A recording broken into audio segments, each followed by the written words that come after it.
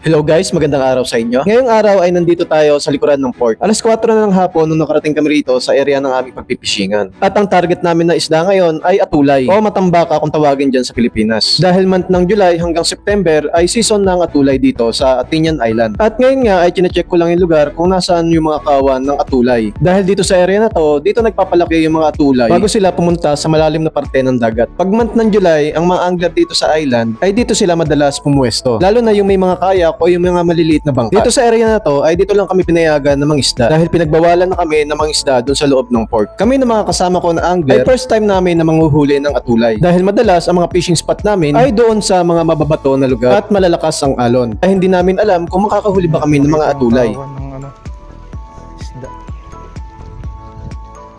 Dito sa area na to guys, mamaya ay magpupuntahan na rito yung ibang mga angler at yung ibang may mga sariling bangka ay maghahanap na sila ng pwesto kung saan ay makakahuli sila ng maraming atulay. Doon sila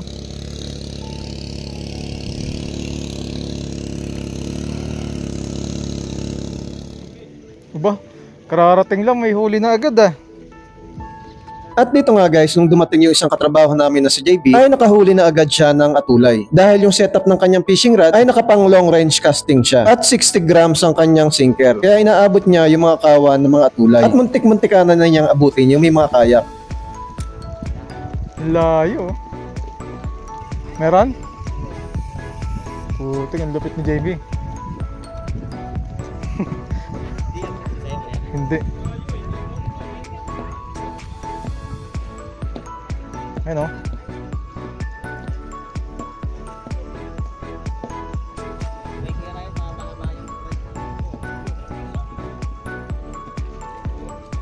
Ang lupit. At syempre guys, tatry din natin na mag-cast ng malayo. Pero hindi ako umaasa na makakuhuli ako ng isda. Dahil ang gamit kong sinker ay halos 30 grams lang. Wala na Lima na Biruin mo. Biruin mo. At ngayon nga, ipapakita ko sa inyo ang aming setup. Ito ang aming pamain na may rubber jelly. At meron kaming line na halos 1 metro mula dun sa sinker hanggang dun sa aming pamain. Nagkatamaan kaya? Haba rin Kung minsan may pagkakataon, sumasabit yung ibang line ng mga ibang angler. Kaya dapat i-check muna natin kung saan bumabato o nagkakas yung mga ibang kasama natin na angler. Para maiwasan natin yung mga pagsasabit-sabit ng mga line. Marami na sa JB. Ang lupit. Siyam na. Pagdating ng alas 5 ay lumipat na kami ng mga kasama ko dito sa kabilang fishing spot. Dahil yung ibang mga kasama namin ay nakakahuli na rito ng mga atulay. Dito nga kung mapapansin nyo ay tabi-tabi na kami ng mga angler dito. Para bang may mga tournament na sinalihan. Dami namin puro mga Pinayan dito guys. Yan, hanggang doon sa kabila. At dito nga ang diskarte na ginagawa namin. Kung merong magkakas, ihintay muna naming bumagsak ang kanyang sinker. Para sa ganon ay maiwasan naming sumabit ang aming line sa line ng aming ka-angler.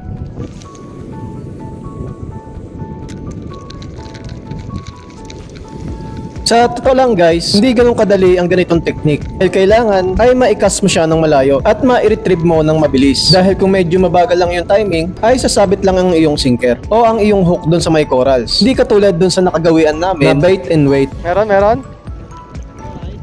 Buti na lang dito sa fishing spot namin ngayon ay hindi malakas ang alon. Dahil siguro sa seawall na nasa harapan namin. Kung wala yung mga seawall na yan, malakas din ang alon dito. Naputol?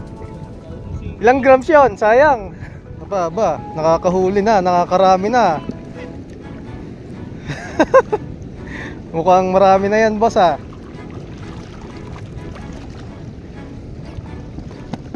Nakakarami na. Silip nga. Talaga naman. At dito nga ay tinabihan na rin natin yung isa sa mga master angler dito sa Tinian. Lahat ay sinubukan na natin. Papapas, retrieve, retrieve ay ginawa na rin natin. Pero wala pa rin talaga tayong nahuhuli na isda. Master talaga. Andun.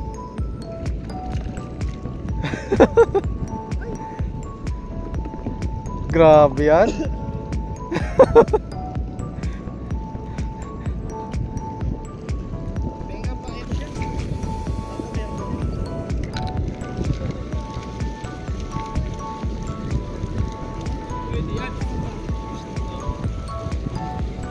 Iba pala gamit. Ngayon nga guys ay binigyan tayo ng ating ka-angler na si Kabenjo kanyang gamit na soft lure. Siyempre ay susubukan natin ito para makahuli na tayo ng atulay. Teka lang, gagamitin ko nga rin yan. Thank you. Light. Palit tayo, palit.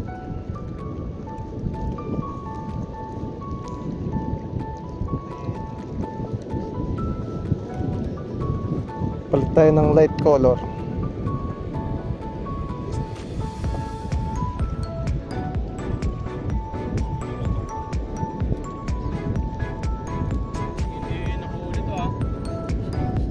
Ayun o, tignan mo. Tignan mo. Aba naman. Aba naman.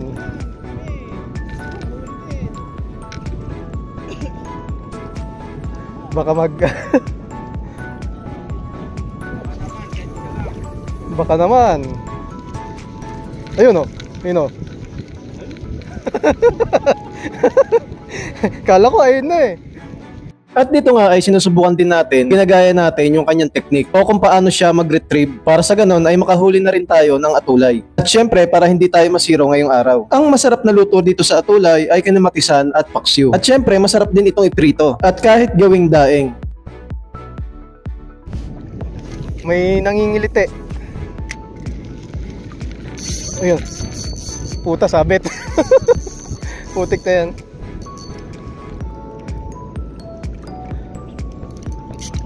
Ayun. Sabit.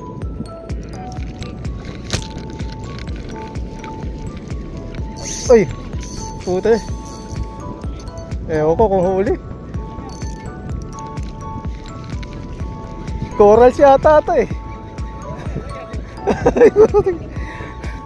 Corals nga. Ay ano, dahon. Halamang dagat. Ayun na naman oh. Ano ba na? Tinatabihan tayo eh. Ba't gano'n? Parang may mali ah. Ayaw mo na?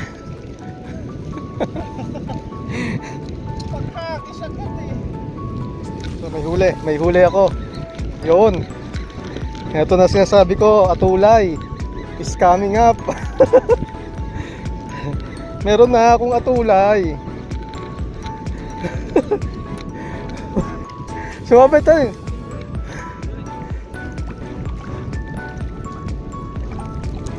Yun oh.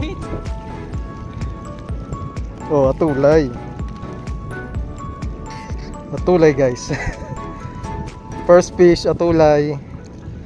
At syempre guys, ipiplex ko sa inyo ang pinaghirapan kong huli na atulay. At dito rin syempre, yung ibang mga kasama ko ay nakakahuli na rin ng mga isda. Buti na lang ngayong araw ay na-experience namin na makahuli ng atulay. At syempre, makakakain kami ng sariwang isda na galing sa aming huli.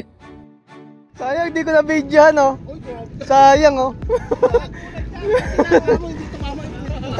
At syempre guys, kung nagustuhan nyo yung mga ganitong video, ay pakisubscribe naman. Pakipollow na rin sa aking Facebook page para maging updated ka sa mga susunod ko pang mga video. Hanggang dito na lang ang video na to. Maraming salamat sa panonood and God bless.